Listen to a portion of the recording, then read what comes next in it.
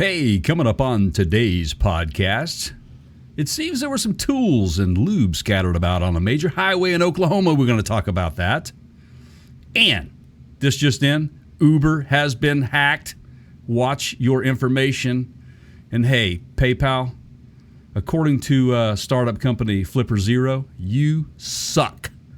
We're going to talk a little bit about the new Hummer EV that has been called to duty. And why is the Ford Maverick so damn popular? Lastly, did Ford really just screw up the next generation Mustang? All that coming up right after this.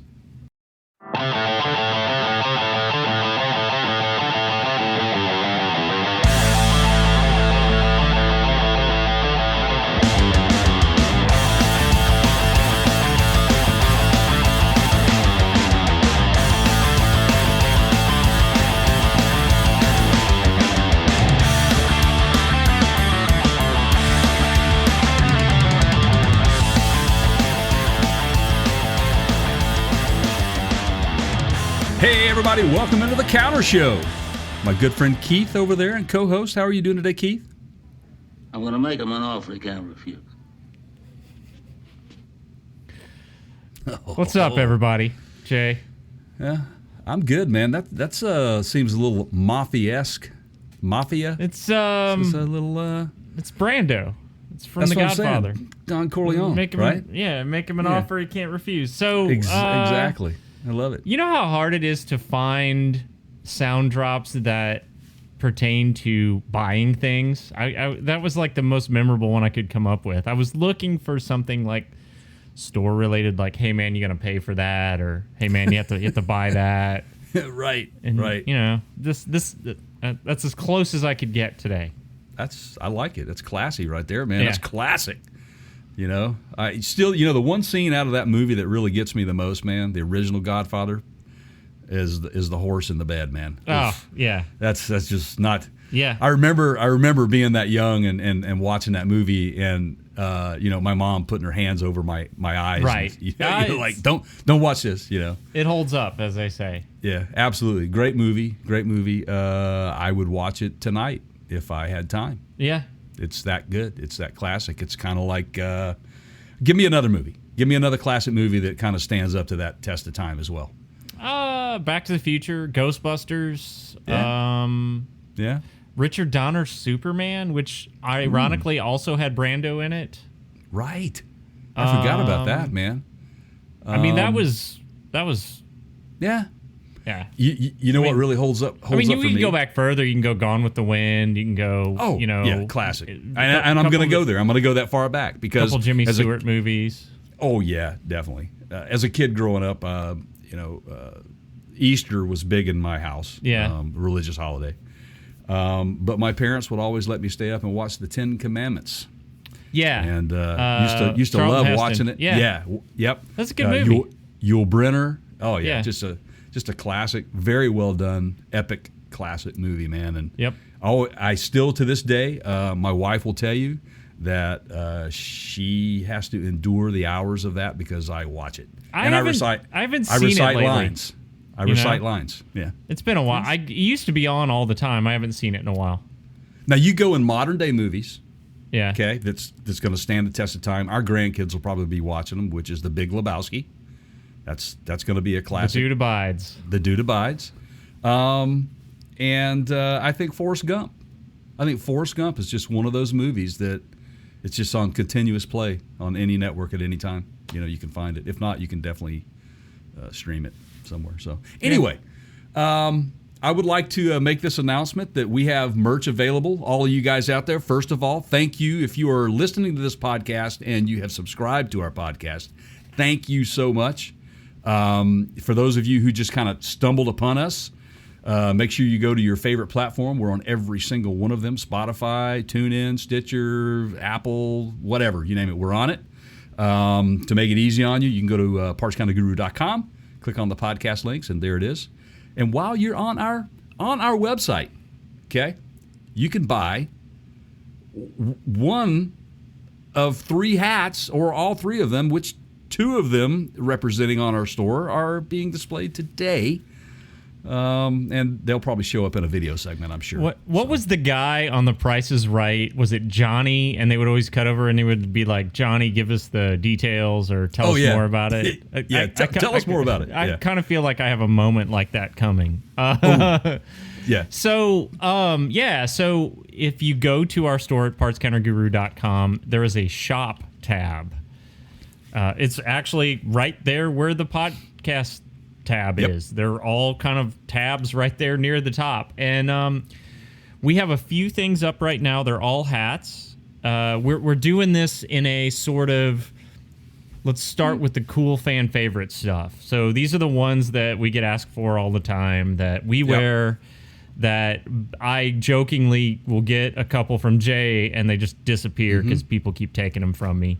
So, so we're starting with those. This is a great way for you to support the show. There will be other stuff coming soon.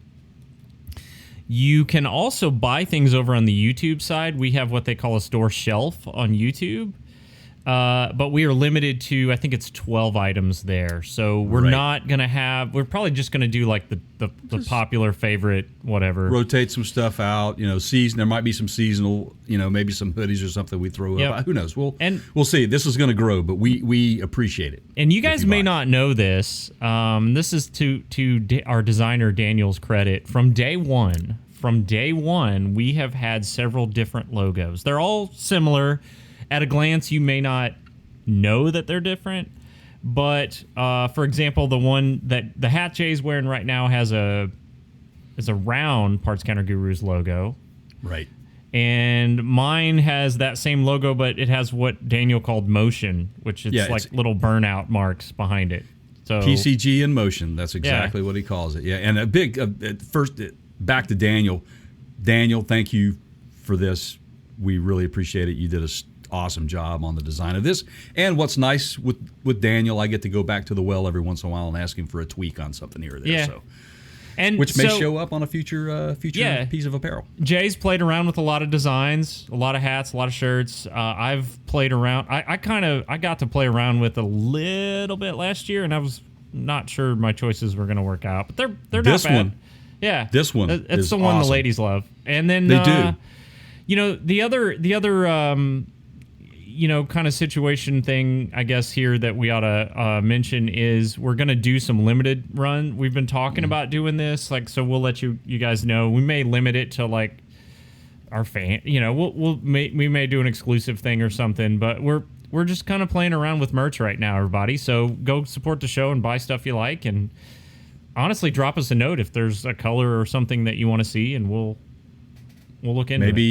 Maybe we're out of a specific size that we might be able to help you out with when it comes to shirts or whatever. So we'll figure it out. We'll go there. But for starters, this is what we have, and it does support our show, and we really appreciate it. So. Ironically, and we did not plan this, the store launched on our 4th anniversary on YouTube. Correct. Right? Which is crazy, yes.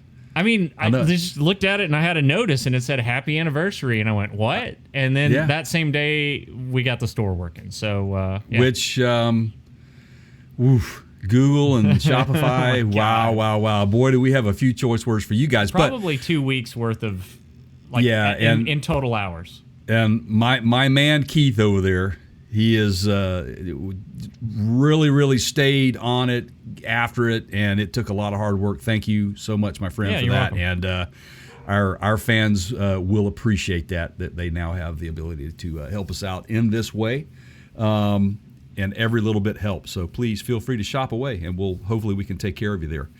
One thing I want to get to really quick before we get deep into the show is to remind everyone of 2 things. First and foremost, follow us on our social media accounts, okay? Where are those, Jay? What are they?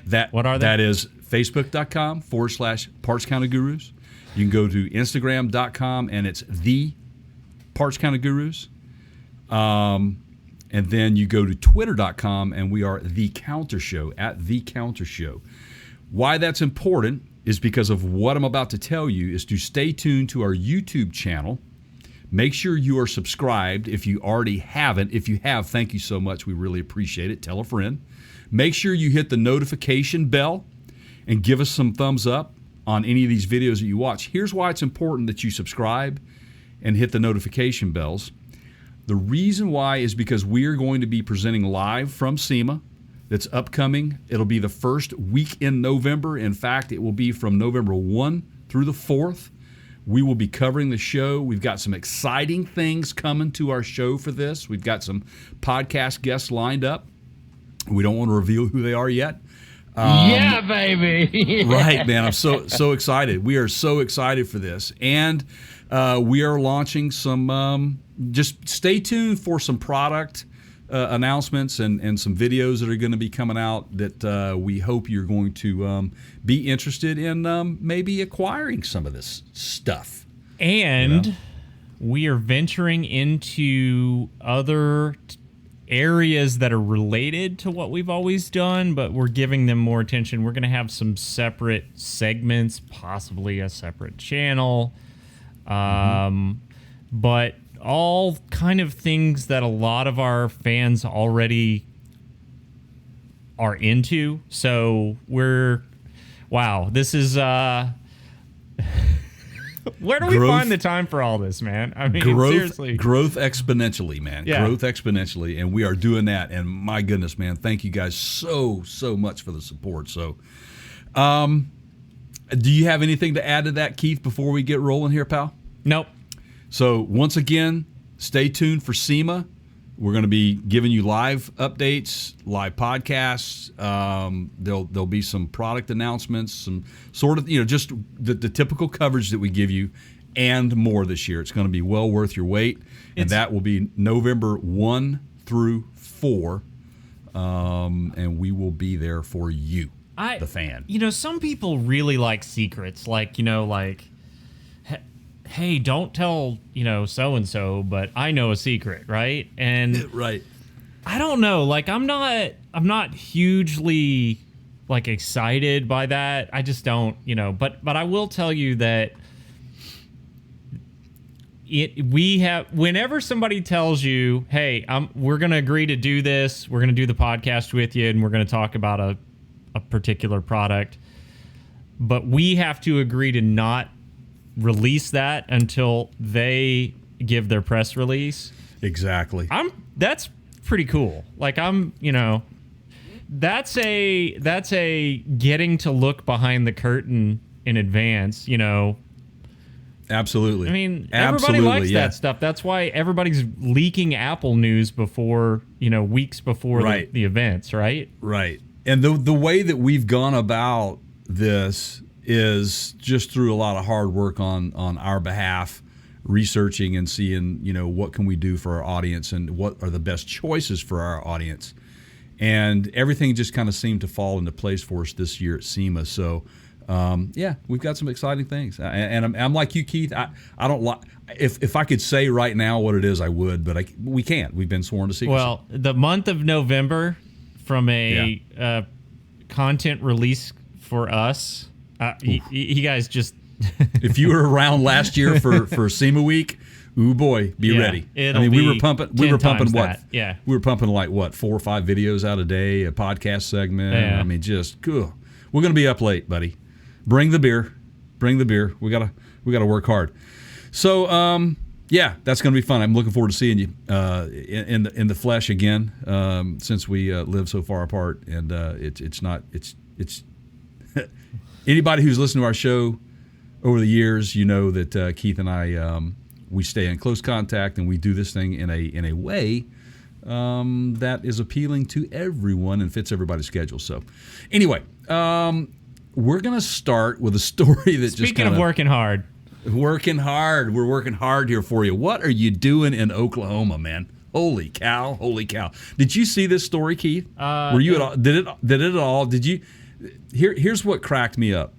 I watched the local news affiliate. I saw that, yeah, and listened to the sound bites from it, and the anchor asking the lady asking the female anchor asking their on scene crew if they knew what the contents were, and they did everything they possibly could to sweep it under the rug, if you will, without putting it out there. So we got a what do we got? So we got a tractor trailer that it looks like overturned. It looks like it actually like broke in half.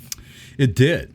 It And did. It's the cargo, the precious cargo in said tractor trailer, as Jay said, was outside of Oklahoma City, right? right.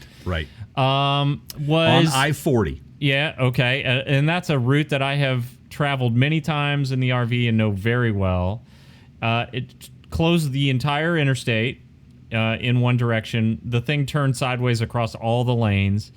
And it was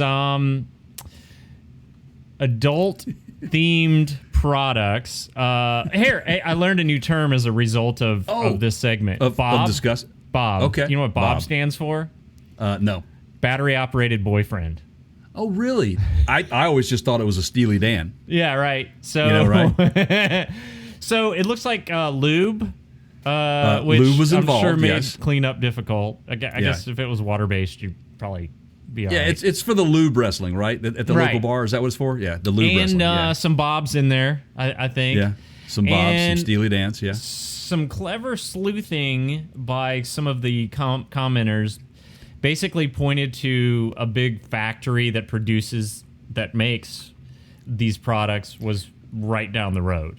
Yeah, very, yeah. And what I also, I don't know if you noticed this or not, and I need to bring attention to this. They said that it was scattered across the roadway on Interstate 40 in Oklahoma, just outside of Oklahoma City, on the roadway near Mustang Road. Now, I find that interesting because, you got the famous Mustang Ranch that was out in... That was Las Vegas, I think. Or Right. was it? Las Okay. Vegas, out in Las Vegas. And then, of course, Ford brings the new Mustang, next-gen Mustang Ooh, out. are we So going conspiracy here? I think there's some relationship to this because and we'll get into why we think that there might be some relationship to, maybe some screwing up of some sort. But anyway, we'll talk about that. Wow, Jay. In a little while. So, was near a major, how was it worded here? Near a major adult product distribution hub or something to Correct. that effect, I think, right? Correct. Yeah. And for those of you who know Keith and I and have been a fan of the show for since originally, you know about my local hangout, the Union Tavern, and I have I to thought you were gonna say what's the coffee place there? Right around the corner. No, it's an insect. It's an ladybug. Ladybug Ladybug right, coffee. Yeah. So by the way, yeah. if you're out this way, go to Ladybug. The drive, you'll. It's a trust chain. me. Yeah, it's a chain. Yeah, my wife actually is the one that. Yeah, it's kind of introduced me, interesting. oddly enough. Interesting way to get a cup of coffee, and it's great coffee too, by the way. But anyway, back to go ahead. Before we wrap this, please allow me to read some of these comments. Oh, Okay. please Right. do. Yeah, I go think ahead. we need to go there. But I was going to say, my good friend Joe, owner of and proprietor of the Union Tavern here, and he was also host of our 25th And podcast 100th. and our 100th. Yeah. He's from Oklahoma, Oh yeah, right. and I had to ask him, dude, what's going on down there? I mean, he laughed and he said, yeah, well, there's a big distribution center for that stuff down there, man. Just saying. So anyway, he thought he got a Makes sense. chuckle out It's of in it. the middle of the country and more Right, or less, right. you know. So let's get to some of these comments. All right. The comments are classic, I man. mean, These so are awesome. Just Golden. I got the rim shots ready, right? So Oh yeah. Ooh. will they Yeah. use a Bobcat loader or a rear end loader to clean this up? Right. Now remember, Bob, everybody from the beginning of the segment. Can I get the next one? Yeah, go Can for I get the next one is the crash. This crash needs a focus group, a very large group. Somebody wanted to know if it was rear ended. Let's see here. Double ender fender bender for every gender. Oh man. Oh, one of us like question mark rear-ended. And oh man, there's some. You can stick those where the sun don't shine, is what one of them said. So apparently there's one who is not a fan of all the comments here that says, anyone know how to unmute someone here? They were not very happy to see some of these comments. Well, go away. This is a fun story. This was even better. And, I get this being from, being a Southerner, from what we like to term as the Bible Belt. And I would say that Oklahoma probably fits comfortably somewhere on that belt. Sure. There's a lot of large institutions. Yeah, for sure. And this guy says, wow, this happened in Oklahoma. The driver will be facing the death penalty. Wow. How about this one? If there was ever a time to discuss gas-powered versus electric, this is it. Wow. Oh, that fits right in. Yeah. Boom. You caught me with my hand off the button. All right. This is a hands-on story, Keith. Okay. So, be there. Okay? All right, so if you're in Oklahoma, we guarantee you there's probably some discounted Steely Dans out there or Bob's. Watch for the, don't trust that clearance sticker, everybody. And if you see Look some for sort of skid like... marks. Right. Ooh. Don't be looking for some deal on, like, say, cooking oil. Just saying. Wow, that's a good one. So enjoy that, folks. Wow. So, look, you guys are fans. Keith and I get into a little bit of everything. We like to talk tech industry. We like to talk RVing, camping, overlanding, automotive, yada, yada, anything. Music, pop culture. This is what we do. This is why we are called The Counter Show, because we can talk about anything across the counter. We got you covered. We know what we're talking about. You want to walk up to us at SEMA and have a conversation? We got you covered. We can do this. Am I right, friend? Am I right? Yeah. They don't call us the gurus for nothing, right? Yeah. True. Yeah. And, what's interesting is we get... we've gotten some lately at some of these shows, and it starts off, hey man, are you guys YouTubers? And you kind of never know where that's going to go, but it's taken some interesting turns along the way. It has. I think our breadth of what we do helps us. It gets us, it gets us a wider audience, and a lot of people are interested in what we do. Just saying. We're a big deal. We are a big deal. Okay. Man, you may have brought this up a few years ago when it happened, but wait, hold up. I'm very important. I have many leather-bound books, and my apartment smells of rich mahogany. I'm friends with Merlin Olsen, too. He comes over on occasion. All right. Oh, my God. This is so great, Go man. ahead. Yes. Yeah.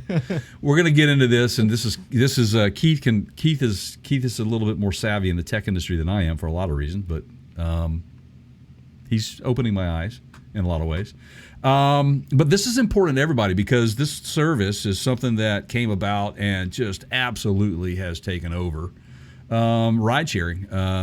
Uber, who I've become a fan of recently. And Keith will tell you, I'm old school, man, and I was basically put in a position where I had no choice to download the Uber app and give my information, because where we were at a trade show just does not have any cabs. It was interesting. It was all Uber. That was at PRI last year. Remember that? Yeah. And then so my first I've been in Uber rides, me not being the one paying for the Uber ride, but I've been it was in me. Yeah, right. Yeah.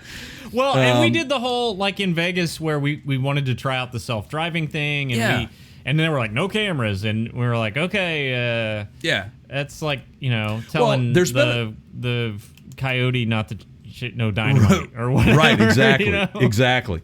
But, there's been a lot of news with Uber lately, not just this that we're about to get into, but, Uber has committed to going all EV by 2030 or 35.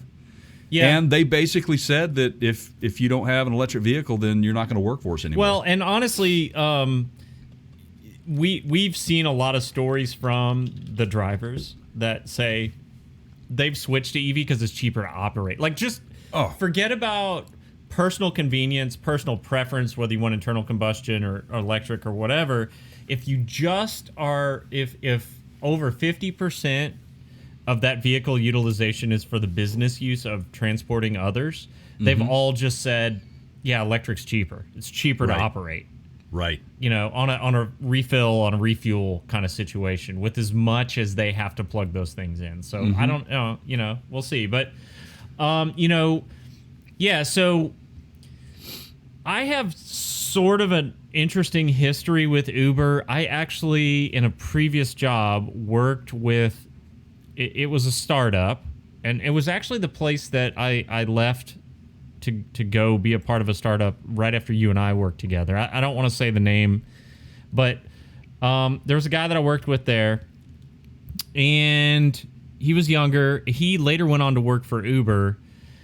He got into some questionable customer identity, taking information and misusing it, and got away with it, and then I saw that he was working for Uber, and I thought, you know, that's interesting. And Uber's had, first of all, their CEO, I think his title is very polarizing. He tends to talk a lot and say a lot of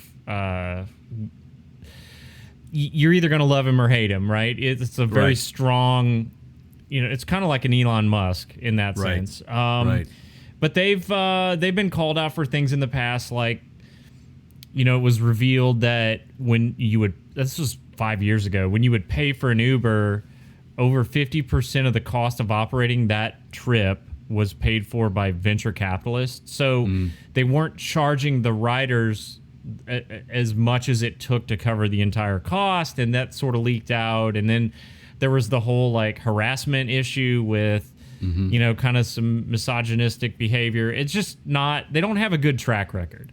Right.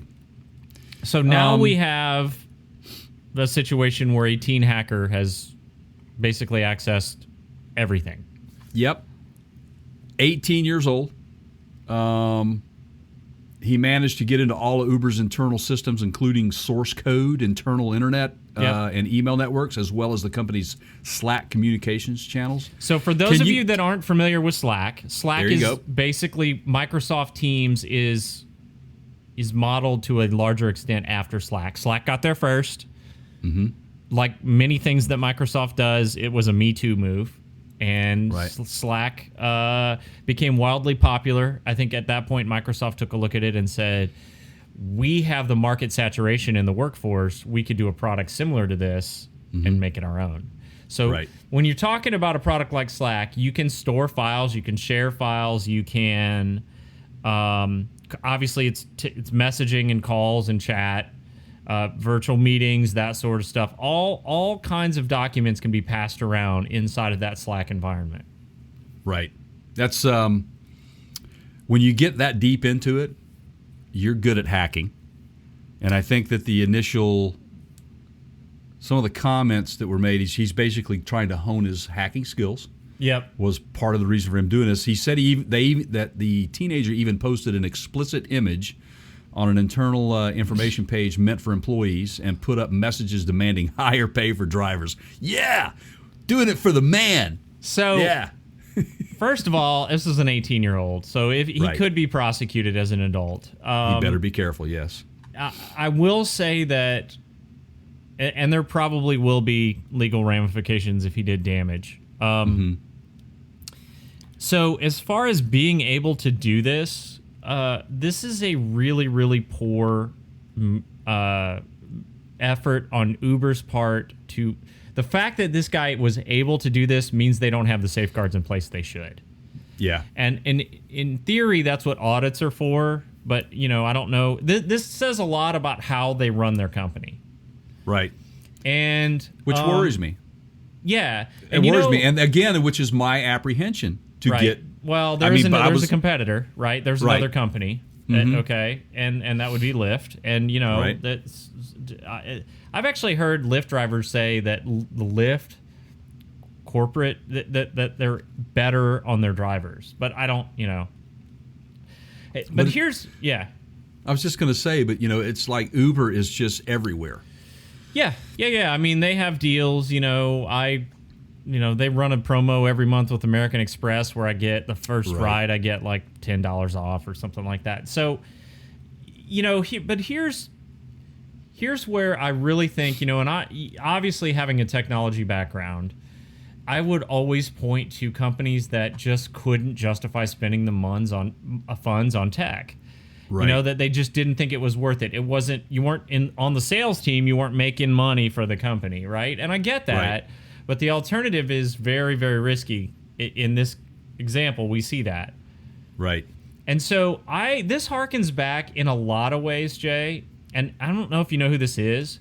There's a guy by the name of Kevin Mitnick. Have you ever heard that name, Kevin Mitnick? It sounds familiar, but why it sounds familiar, I do not know. All right. So Kevin Mitnick in the 90s and 2000s was kind of an elitist hacker before hacking became cool. There you go. And he later went on to do some ethical hacking, but Kevin Mitnick had a famous event where he hacked Motorola.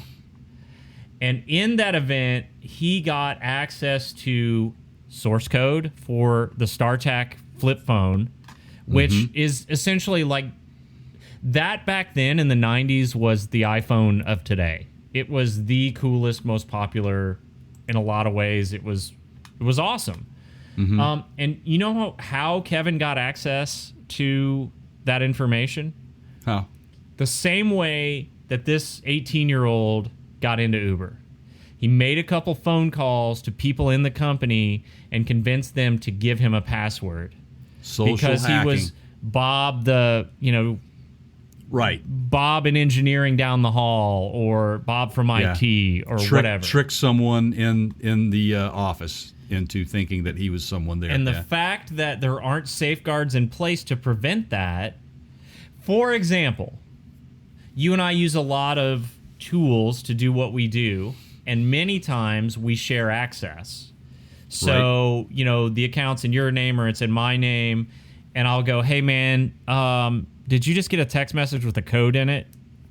And you'll send it to me. Two-factor authentication. Having a password and a user ID to log in is not enough. You also then have to, with a known trusted device, get an additional, right? I love knowing that someone's getting into something. I mean, if you can thwart your information from being stolen, not just information, but let's say they get into your bank account. That's why it is so important to put those questions into place, those secret questions, the two-part authentication.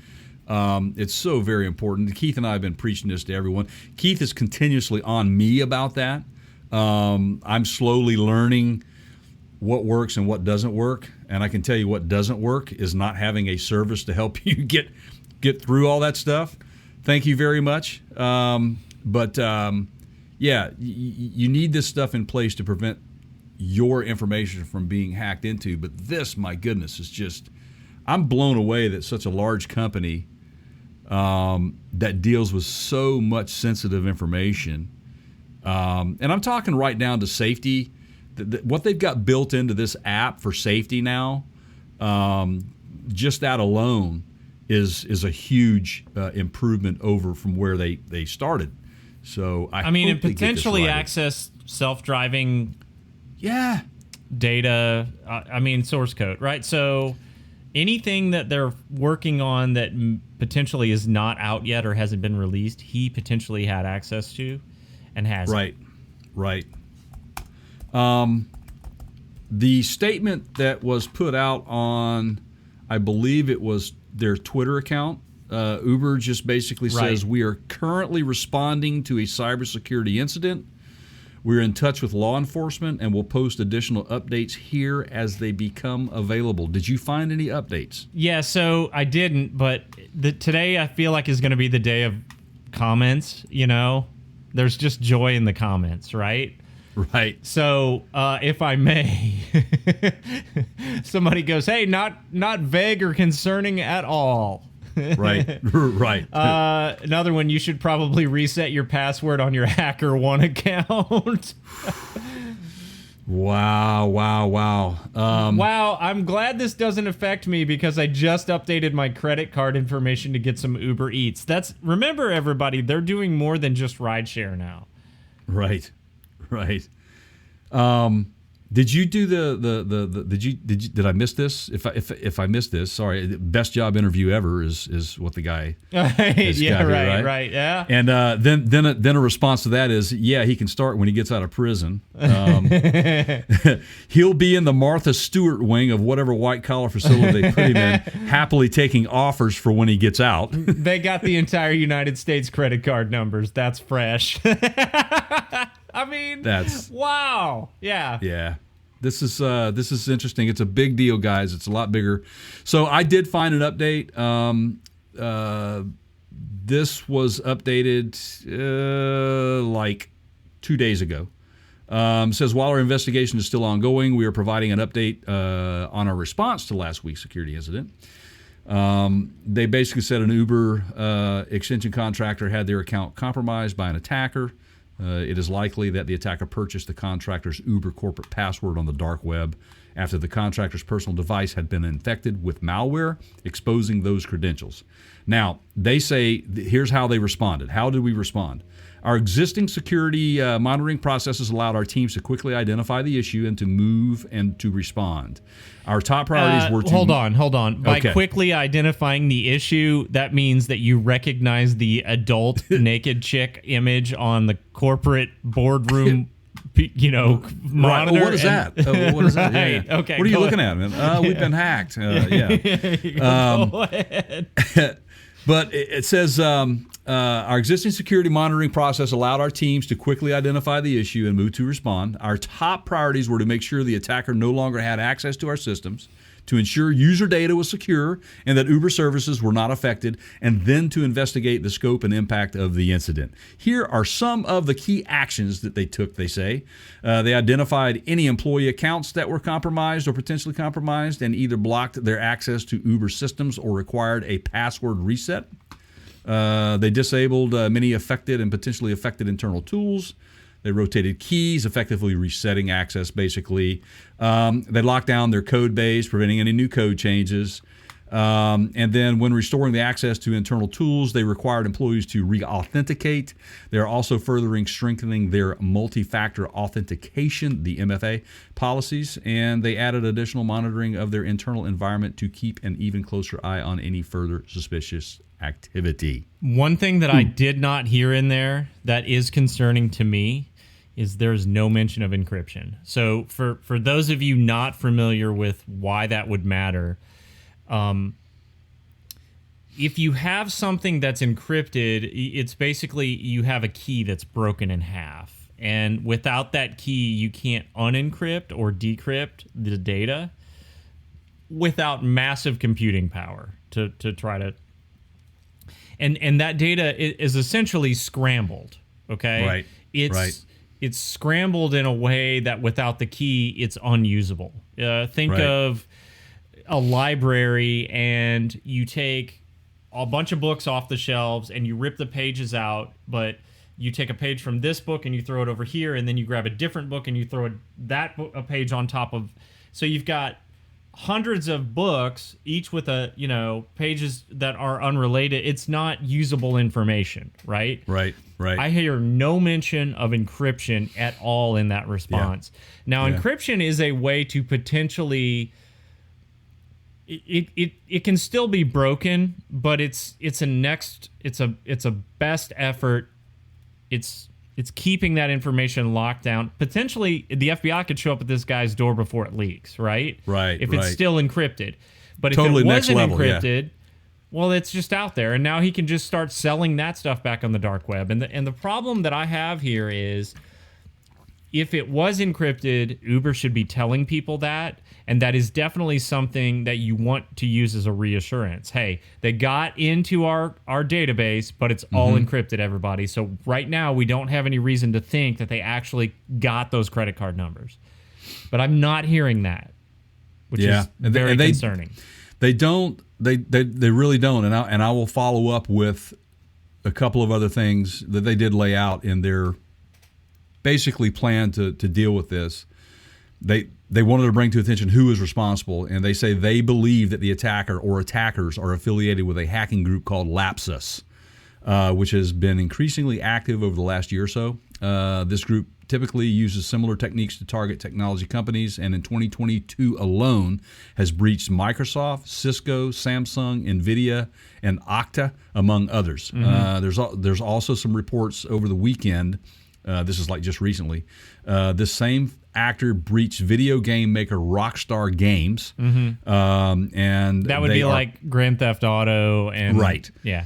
And they say that they are in close coordination with the FBI and U.S. Department of Justice in this matter, and will continue to support their efforts. Now, they say, where do we go from here?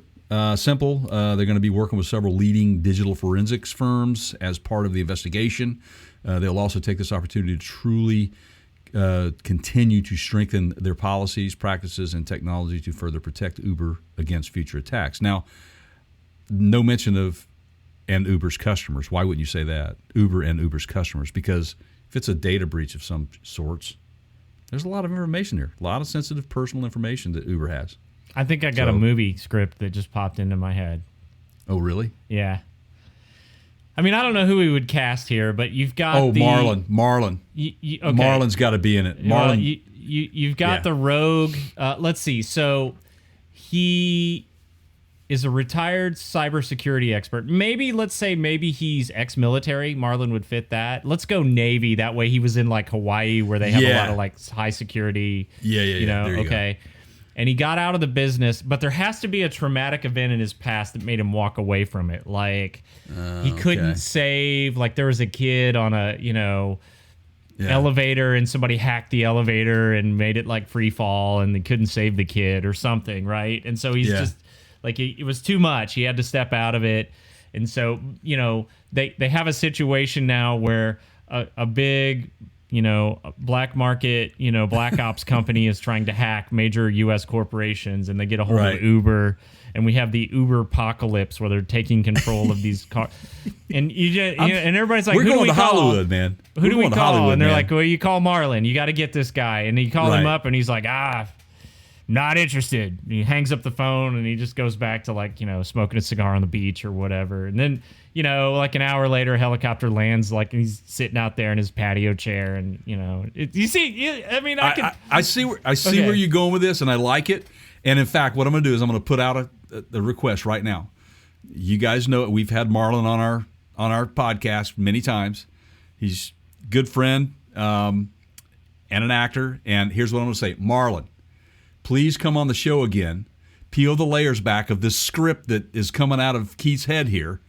And let's see if we can work on this, man. Let's talk about this specific script. So stay tuned, folks. I'll reach out to Marlon, see if I can't get him on again, and we'll talk about this specifically. And I want to find out where he's at with his Mustang. So we'll see where he's at on the restoration, that resto he was doing. So wow. Ooh. Hacking is in the air. Apparently that's not all. So you okay? I'm good, man. I was just hacking a little bit. So on to hacking. Let's talk about PayPal not being such a good partner to people. Now, you love PayPal, right? Yeah, so if you're new to the program, thank you guys for tuning in. And if you're just finding out about us, you can listen to the full podcast go to our website at partscountergear.com. Click on the podcast links tab. It's got all of them, like Apple Podcasts, Google Podcasts, Stitcher, Spotify. Yes. I think we're on Amazon now. Just go over there and click the tab, and you'll find everywhere. You'll find what you want. But a few years ago, I essentially had a utility trailer, it was a car hauler trailer, stolen because the guy paid me with PayPal and then took off. And I don't know who he was visiting when he had that trailer. Yeah, I was hanging out with Jay and family. Yeah, and I feel so bad, dude. It happened in Washington State.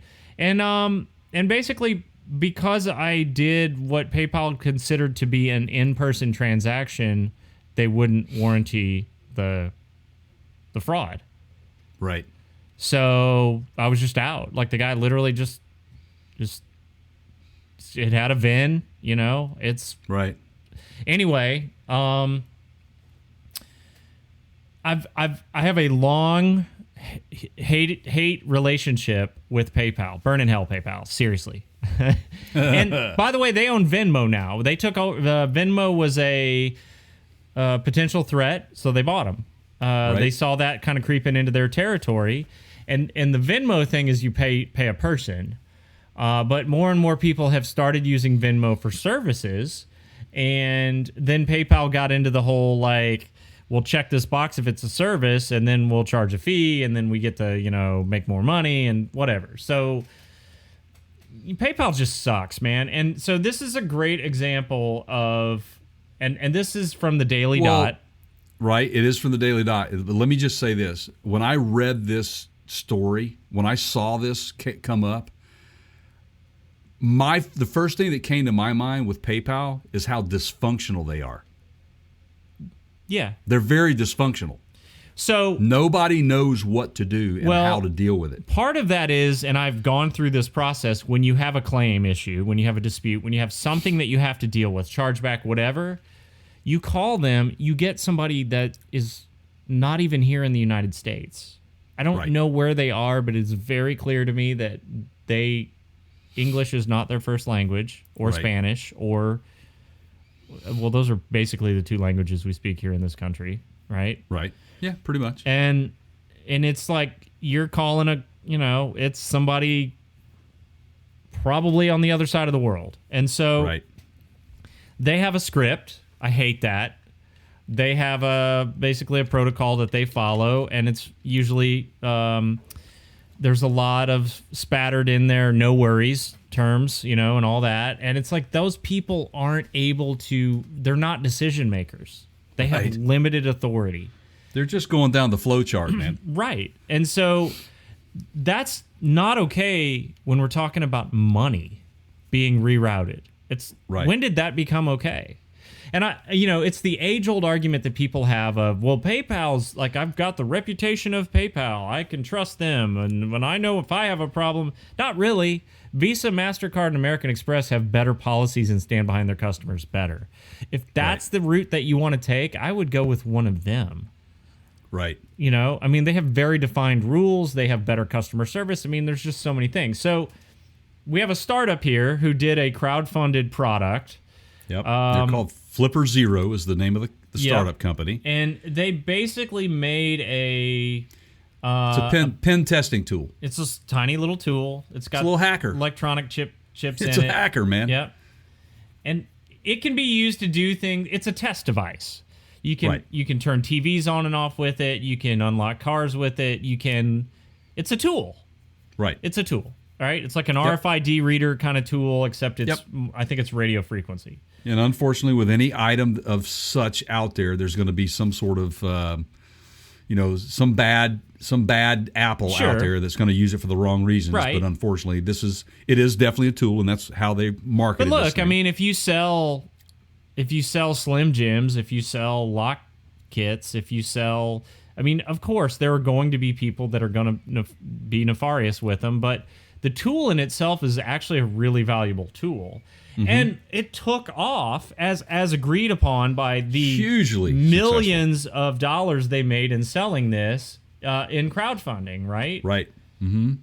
So basically, the sales of this thing skyrocketed. So the company Flipper started taking PayPal. They had... They said tens of thousands of backers, Keith, donated more than $4.8 million to the project. $700,000 just through PayPal in the first 24 hours. Right. And then it got interesting because PayPal started putting those funds on hold.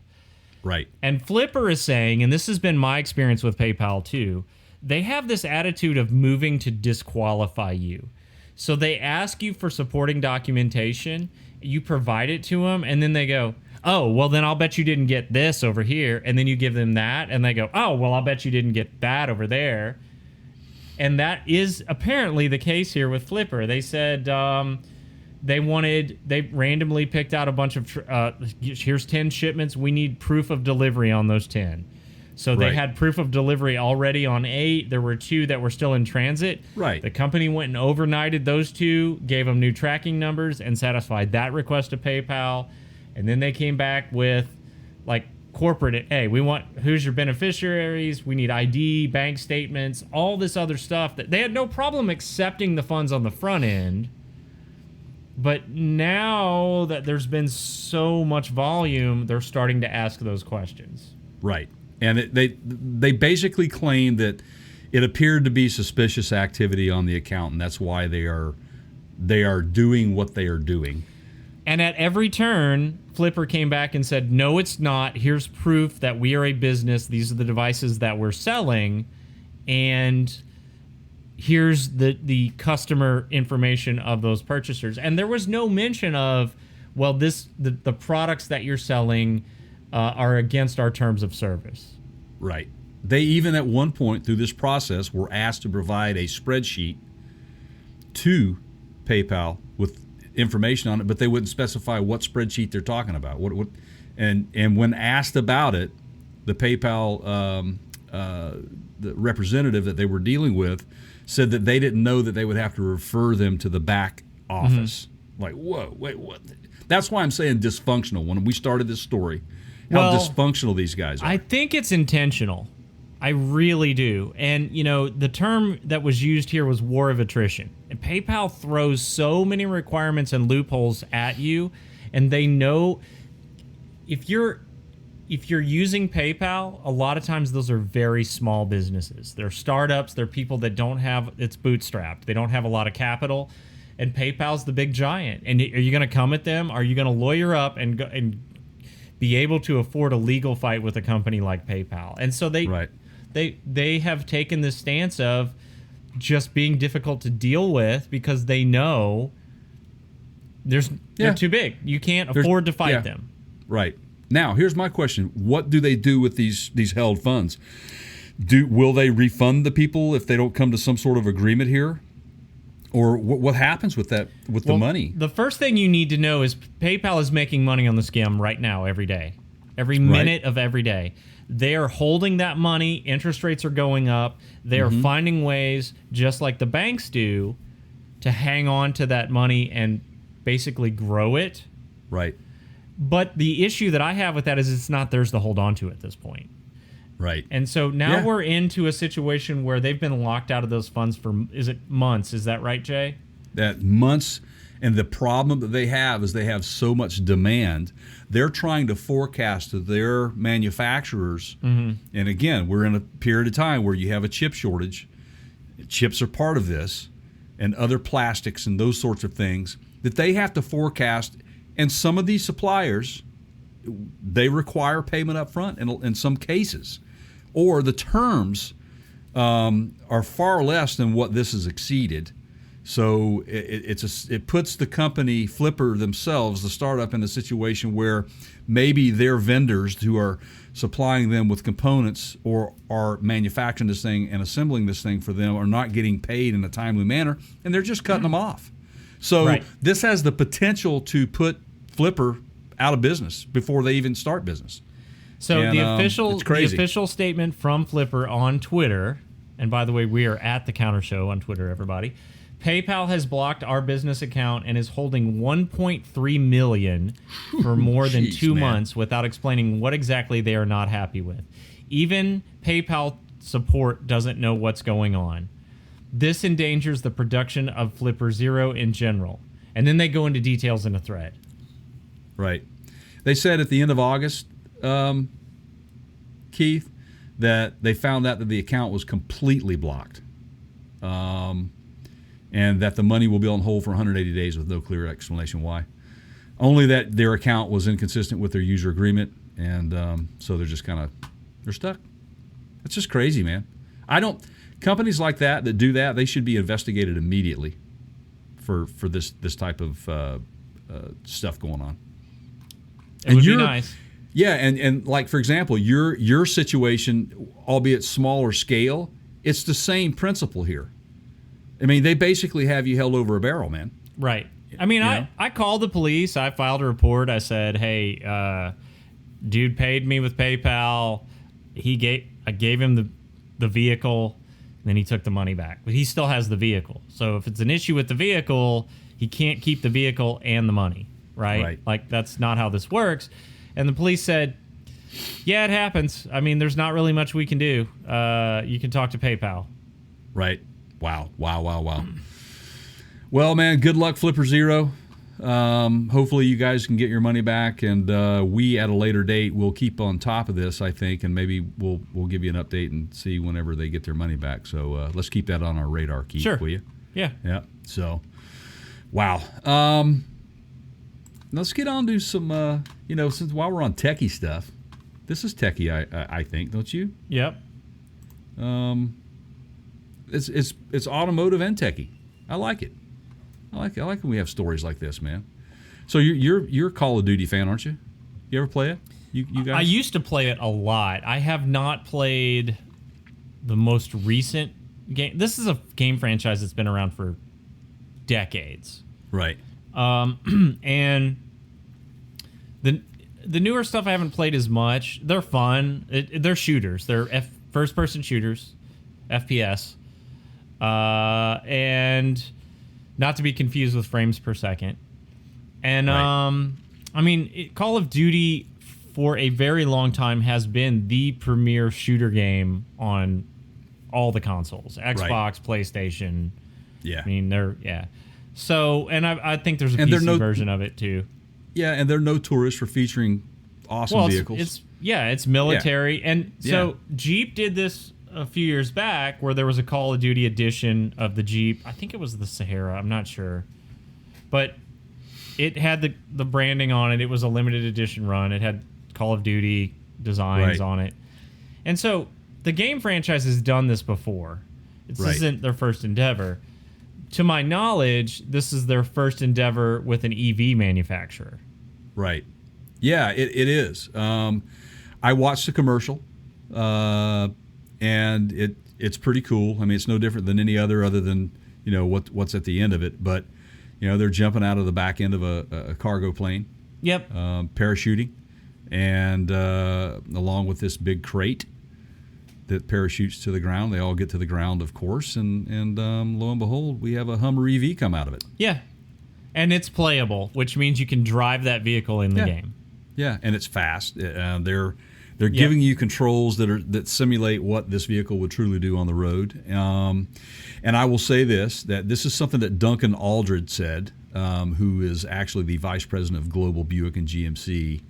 He says the GMC Hummer EV pickup is truly the world's first all-electric super truck. And I need to clarify that because they are not the world's first EV all-electric pickup truck. That's Lordstown. Sorry, couldn't help it. Trophy there goes to Rivian. Rivian would be the first all-electric pickup truck. They did beat everybody to that. But I like the way that they framed this as it being a super truck. I don't disagree with that. It is a monstrosity. It's a lot bigger than the Rivian is, I think. It just has that more of an off-road feel to it. It is a Hummer. That's what it's designed to be, off-roading. And I told you when we podcasted about this thing coming out a few years ago, we learned that they were coming out with a Hummer EV. Oh, we've seen it in person. I mean, it's... In fact, you guys can watch that video over on youtube.com/Parts County Gurus, where Keith takes us through a nice little trip through the Hummer EV pickup truck that they had there. They also had an SUV version of that there. Wildly popular booth that day. Got a free T-shirt out of it, which was cool. And thank you for all the emails, GMC. Now, right? That's why I should have used my real email. I should have used my alter ego. But It's a really cool ride. It caught the attraction and attention of a lot of people, and I frankly was quite impressed with it myself. There's a lot of technology in this vehicle, and I said way back when we learned it was going to be happening, if I'm GMC, I would be going after the military with this thing because it's a perfect well, that was the original Hummer. Correct. That was its intent. And then, of course, you're going to have arguments that, well, it's an electric vehicle. How can you do that? There are ways. They have, military has generators. It might be gas-powered generator, but they have generators. So just saying. But it is a very nice vehicle, and it's cool to see it come into pop culture like this. It's an iconic game. And I honestly feel the same way as these guys do, that it is probably the best suited for this thing, I think. And it'll be, this October the 28th, and it's going to be in Call of Duty Modern Warfare 2, Warzone 2.0. I would bet you, Jay, we will see some mention of this at SEMA because that happens the week after this drops. Yeah, I think so too. I would bet you we will see a call out to this very product partnership there somewhere. I know GM isn't officially at SEMA, right? But they can have displays. Yeah. They may not be bringing the big crews like they have in the past. Ford's not going to be there as well, but they do all say that there will be some presence of some sort there, but not like it has been. Just to kind of give you the history on how well this thing is done, and everybody, they were kind of not necessarily on board with it initially, but it's very popular. The Hummer EV, since its release in early, was it last year? I think it was mid-year last year before SEMA. Right. But in early July of this year, it was revealed that there was more than 77,000 people on the list for EV pickup and EV SUV models. If that doesn't say how much this thing is being anticipated, I don't know what does, especially with the price tag this thing has. Yeah, $100,000-ish. 100 grand and over. But they got to deliver here, man. I mean, well, they do. We've been sitting and waiting for a while, and it's great that you're, marketing this and putting it in games. And if you have that many on back order, do you really need to be marketing for more of them until you can start to deliver? I don't know. I mean, I'm not running the company, but right. I mean, that seems to be the trend these days with a lot of these new EVs and sell more than you have, and then figure it out later. We've said it. The business model. By the way, changing. Everybody buy us out of hats over on our YouTube store shelf. One of these, we have here, right here. Yeah. So, anyway, congratulations to GMC on the Hummer EV going to the gaming side of the industry, and we will keep you posted if we see something at SEMA. We'll definitely cover that. And October the 28th, this version of this game comes out, so go get you some. Speaking of vehicles that are wildly popular. Oh, boy. Yeah, can I ask you a question, man? Sure. Other than the question you just asked me? Yeah. Other than that, can you cue Bert? Oh, man, I've got him there and ready. I mean, do you need it like right now, or do you need it in like 5 seconds? Like 5 seconds is fine, man. I can wait. But 2. Hey. 1. I hate to say I told you so. Okay. Whoa! I love it. I love it when I'm right. The 2023 Ford Maverick order books are closing September 21st. September 21. Done. They open for 5 days, and Ford is nearly out of allocations. So my bigger question is, why in the world would the Ford Maverick be so popular? Yeah, I've said it. We said it, didn't we? I can take a shot at it. Okay. And by sure the way, this with is you. Even in light of the fact that they were drilling holes to fix issues, right?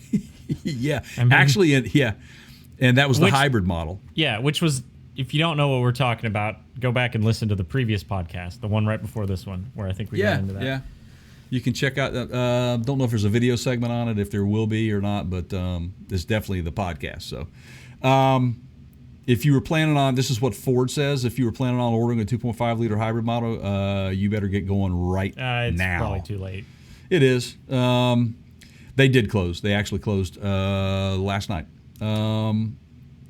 Wow. So I mean, go ahead. I can see why. And this is what you and I were talking about off camera, off the air. Mm-hmm. Yeah. Well, look, okay. You have these pickups have gotten ridiculously expensive. It's been that way for quite a while. And not everybody needs or can afford a half-ton or 3/4 ton. Or has space for it. Have a space for it, or you just can afford to, keep fuel in them. I mean, I've got a 1999 Ford V10 F250 Super Duty, and it's got my baseball gear in it, and those are expensive trips to the ball field, Yeah, I bet. Well, our friend Malia, Yeah. who has, matter of fact, if you go to our website, Well, that hat that you have on, you can see her picture you can on see her our picture store there. on the shop Very page. nice Yeah. lady.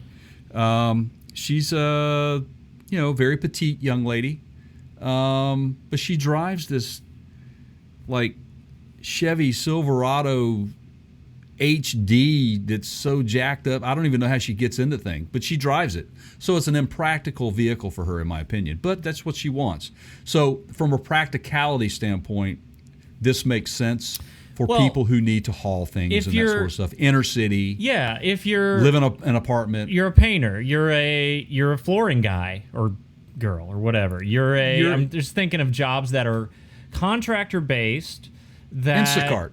You're an Instacart. You're a home driver. inspector. You got to You're a carry home some inspector. gear around, right? Yeah. And you don't Pest control. want a huge truck, or you can't afford a huge truck. This is a lower price point, but you still have a truck bed, right? Like, not everybody's carrying 30 bags of Quikrete in the back of their truck, right? I mean, Right. not everybody's hauling dirt bikes. I mean, sometimes you just need it for, 4 5-gallon buckets of paint and some paint stirrers and rollers and sprayers, right? I mean, Right. this thing's perfect for that.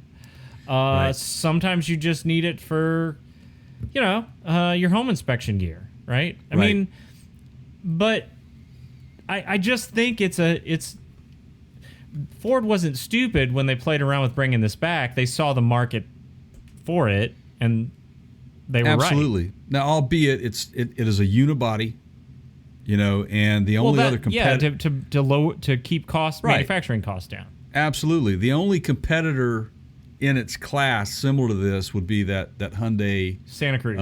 Santa Cruz, right? Yeah.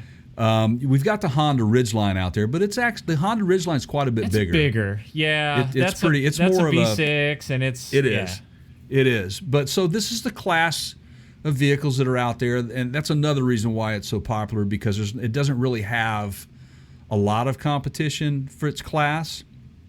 I will say this, and if you guys will go to youtube.com/Parts County Gurus, you can check out the video that we did from SEMA last year in 2021. Tucci Hot Rods had a special design on that. Remember that, Keith? Yep. We did a video segment specifically you had 2 of on them out there. Yeah, it's really cool.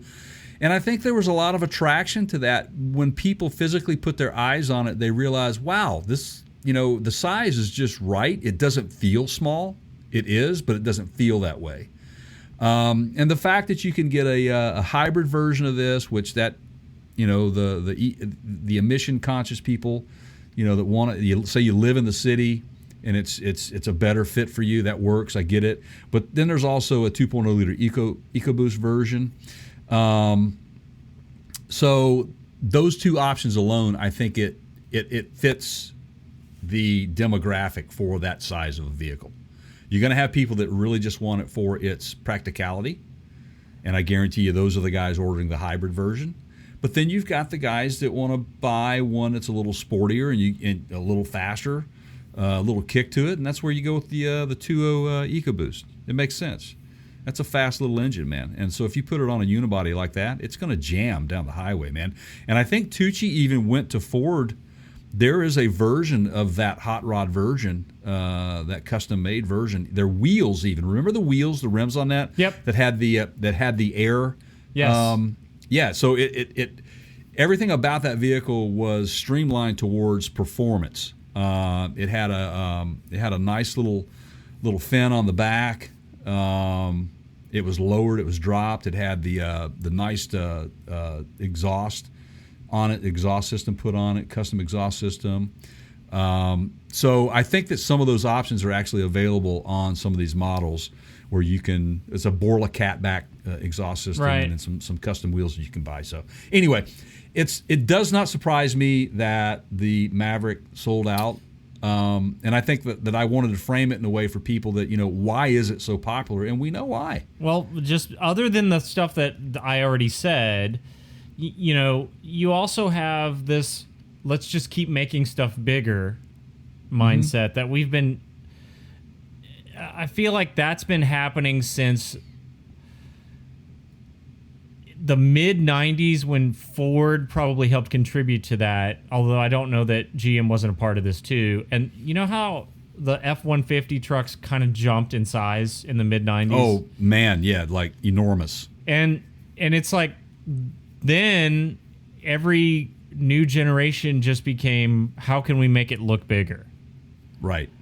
Even if it's not, let's make it look bigger. And I feel like everybody sort of lost sight of the fact that when those small trucks first came out, they were small trucks. They were. When Toyota had their Tacoma, the original, it was a small truck. Well, you remember the Ranger from the It was a 80s. tiny little truck. Just small, Yeah. square-bodied Yeah. pickup truck. The S10. S10, yeah. Yep. And then they even downsized the Blazer, and they called it the Jimmy. All that was to move to small, really small vehicles, which made sense for the time. And I feel like at some point along the way, people just forgot about that and went, no, just bigger. And Right. I don't know that the demand ever really went away for the smaller stuff. Right. Well, let me just say this, guys. Stay tuned to our channel. Again, make sure you are subscribed to our podcast and our YouTube channel. Our podcast is over at partskinoguru.com.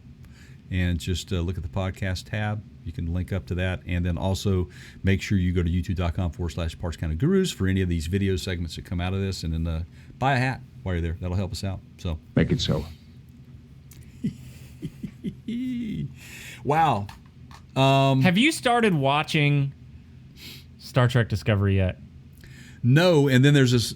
I haven't, and there's a new Star Wars thing on Disney Plus that I want to check out as well. Which one? There's several. Starts with an A. Yeah, Andor? yes. Something like that? Yeah. Yeah. Have you Andor. seen that yet? No. Andor? It just came out, Okay. yeah. Okay, you got to understand, man. I'm trying to run a media channel here. I don't have time for this. You need to watch the first couple seasons of Discovery. Okay. You- I will. I promise you, I will do that, man. But You're what it's I gonna be need- like one day you're gonna be like, why did I wait so long on this? Trust me. Trust me. Well, you know what, man? I don't want to jinx it. Maybe I'll catch a flu or something, and I'll have to be forced to do it. But maybe we'll get a big snowstorm, and I'll have to be stuck inside for a few weeks, and that, Strange New Worlds is pretty good too. I just feel like they were able to capture a lot of the magic from the original series in Strange New Worlds. But there is a chronological order you need to start these things in, and Discovery comes first. Right. At least the first couple seasons. Okay. Well, I'll do it. So, you want to get through this one? We might have to bleep out some choice words in this next segment. I'm gonna try to hold back. Okay. All right. So forward. And guys, any of you that have watched any of our videos and or listened to our podcast, we don't hate Ford. We're not against them. We think they've done a lot of right things, or not a lot of things right, I should say. Not a lot right things. A lot of appropriate things and things the right way. However, I'm not real sure about this move. And we're going to get into that. Right? Mustang, yeah. It's time to talk Mustang. Yep. Generation 7, right? Gen 7. Now, I have an idea for this segment. Okay. I need to come up with an alter ego. I'm not sure I can do it in time for this segment. And I'm open to suggestions, everybody. Leave us a comment. But here's the concept. I'm just full of like You are random scripts and scripts, man. today. You're going to Hollywood, man. I feel like if I had a character that could come on and present an opposing viewpoint, it wouldn't cast me as being Mr. Negative all the time. Right. And I really try to not be Mr. Negative. There are some things about this new Mustang. It's going to be very hard for Mr. Negative to not show up.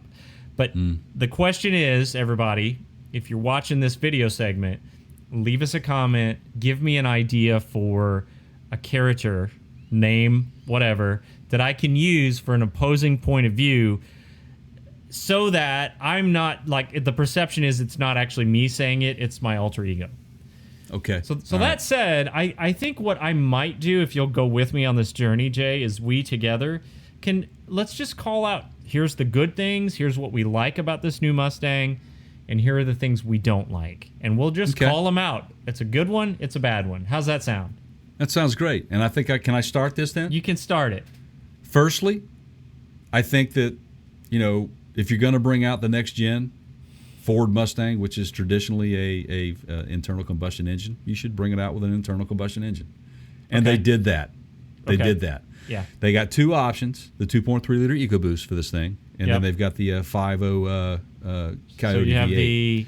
you have the I can barely afford a Mustang, and then Right, but here's the thing, man. You know us guys, right? We like to open our shirts and show our chest hairs and stuff. Who came up with the remote rev feature? Okay. Really? Hold on. Really? So, Really? So first of all, before we move past it, we just said we questioned Stellantis' move to discontinue the Charger and the Challenger. It's in a previous video segment. Go check it out. Fratzonic. Yep. That's right. And so, and in fact, that was also our last podcast. So good move on Ford's part to continue the internal combustion engine in the Mustang. Right. If you're a true muscle car enthusiast, you still have an option here.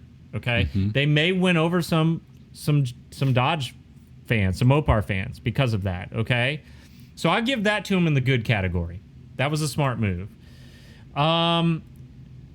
These little gimmicky knickknacks, gadgety things that they're putting on them, I think it's dumb.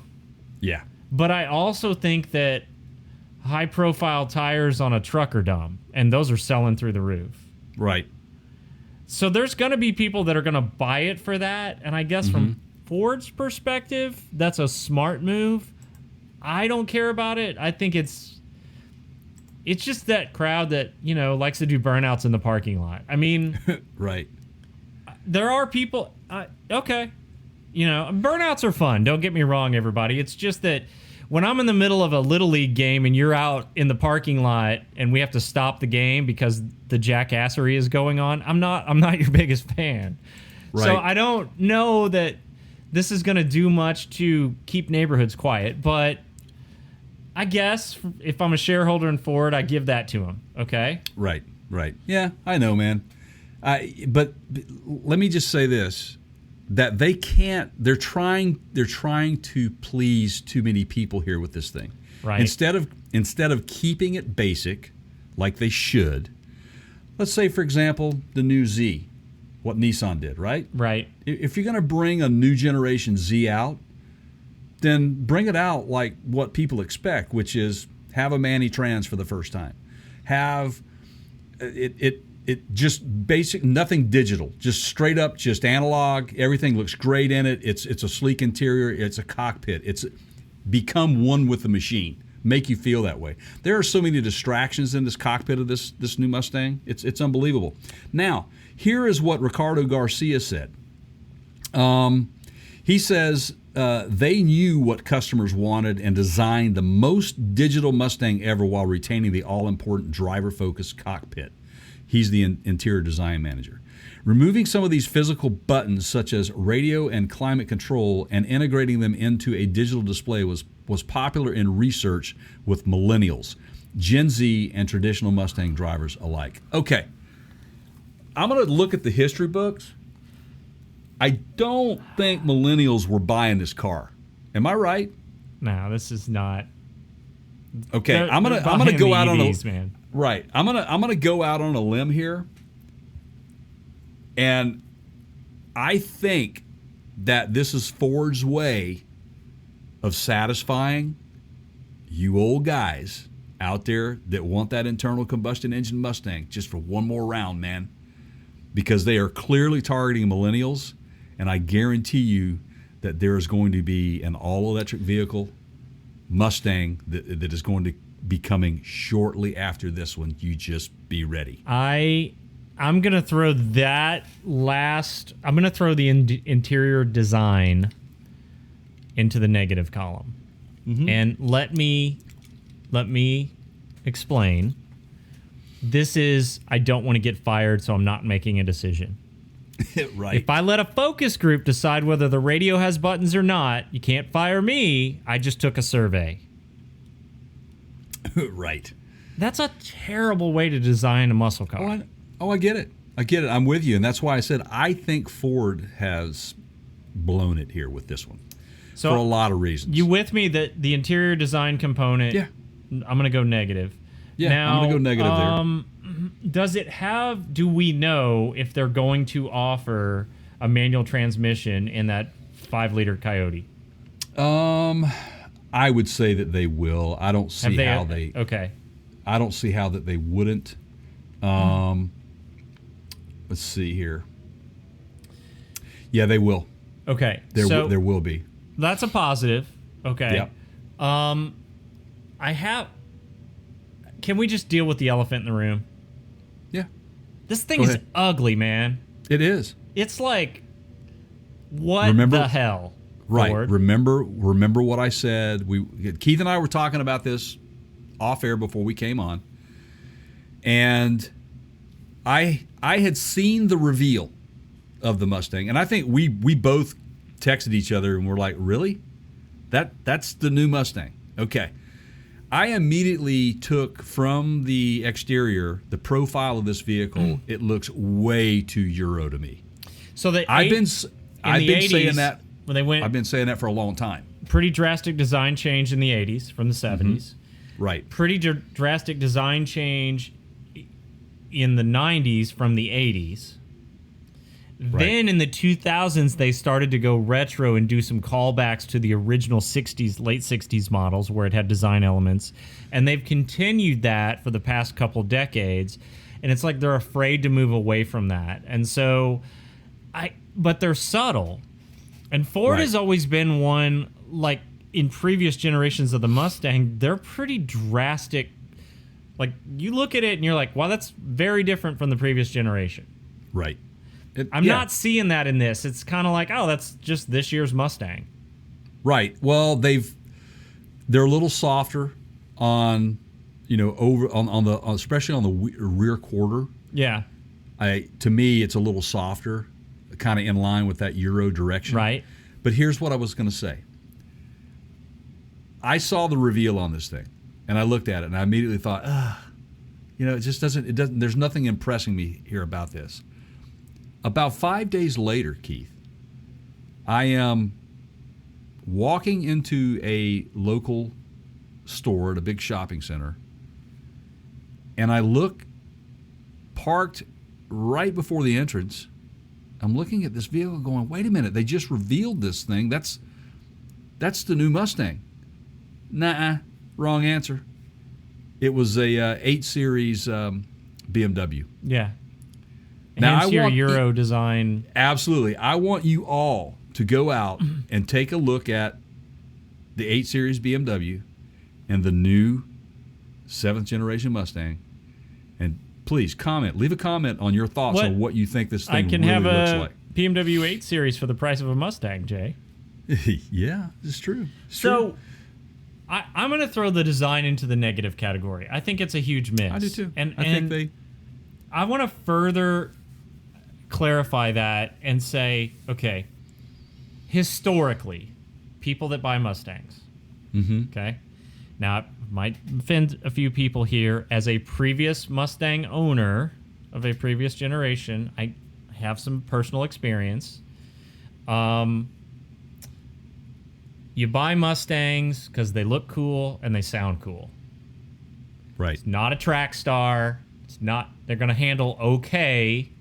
But if you want cornering, if you want to put it on the track, if you want to race with it, anything other than a straight line, you're usually not going to buy a Mustang for that. I'm not saying you can't do it. I'm just saying there are other options that typically are better suited. Right. If you're going to go drag race them, a lot of times those guys were buying the Chargers. Or I'm sorry, Right. the Challengers. Right? Or sometimes Right. the Chargers. Mustang has just not been...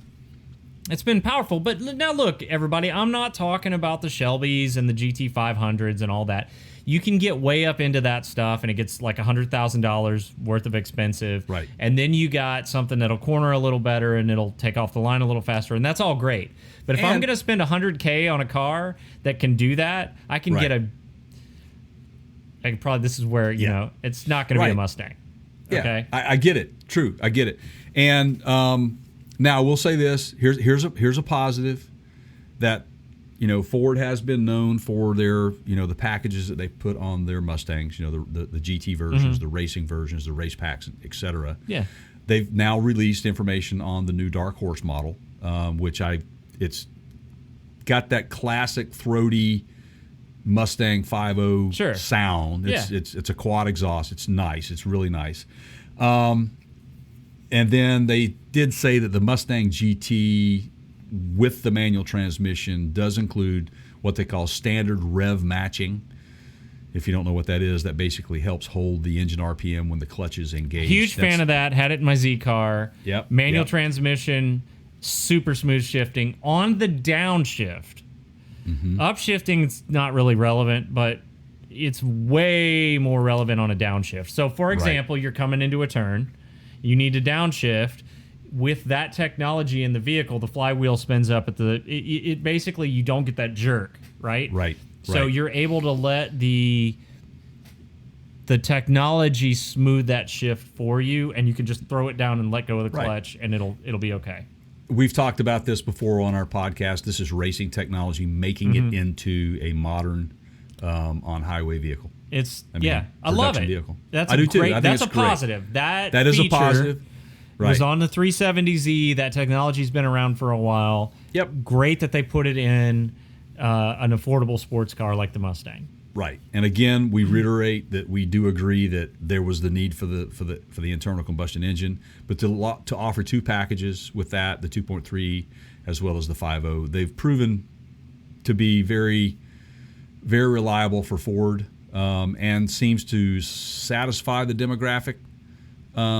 Obviously the guys that are really big motorheads, gearheads, they're going for the 5.0. And they're typically going to be going for like that Dark Horse or a Shelby, a GT500, the KRs, all those vehicles like that. Those are the real. Those are hey, your millennials guys. The millennials are not buying those. No, I just don't think they're buying that. that's the older crowd. Right. So You I got to think be able to have that disposal. That's a third car, right? Right. That's it. So the statement about them, really focusing on their demographic, the millennials, that lends to me the thought process is definitely going down the road of getting away from what this Mustang actually was initially built And for. it kind of looks a little bit like the Camaro. I mean, Right. Whoops. It's Euro-y. I think So- the Camaro looks Euro-y. Looks like- Even the Vet looks very Euro. Look, it's got You two know? panels, got two screens, two view screens in it, two technology. They've removed all the gauge clusters from the pictures that I can see, and they've just supplemented that with screens. Right. I'm not a big fan We're of doing that. that just That's because a everybody negative. else is doing it, I think. Right? That's a negative. Remember the analogy, guys, that I gave you?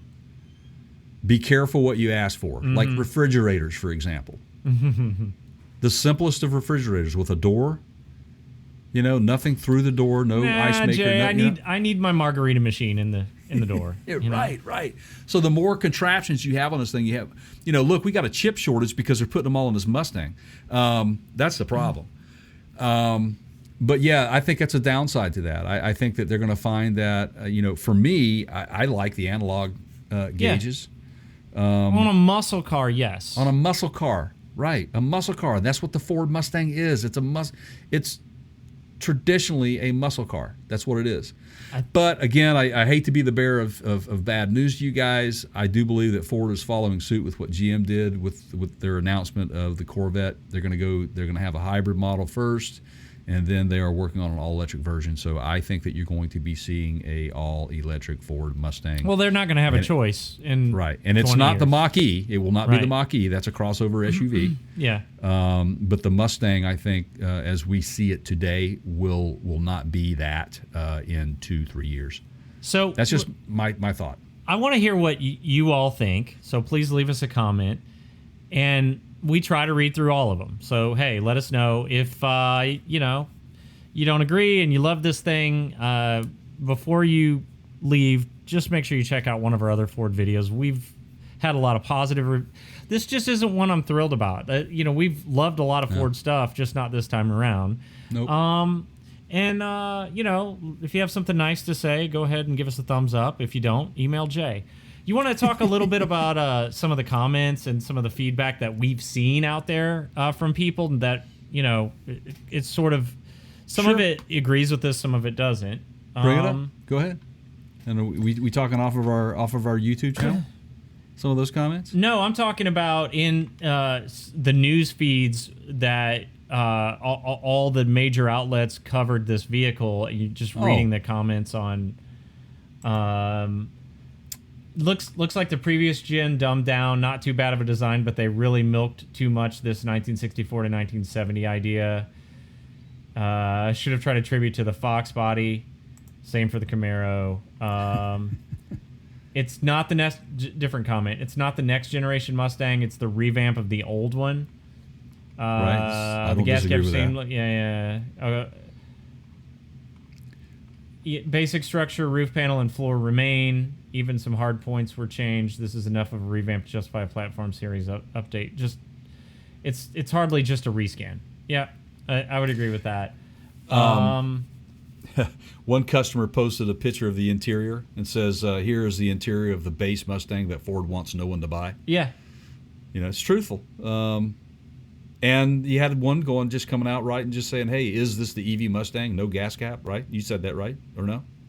You didn't say that? Yeah, there's no visible gas cap in the photos that we got, and people were like, "Well, what was it an EV?" Well, there's been versions of the Mustang where they hid it behind the license plate. I actually think that's cool. It just depends on how the car's set up, Hey, or those may have been pre-production photos, and I don't know. So someone actually comments here, Keith, on something that you've brought up in this about it kind of looks like the Camaro.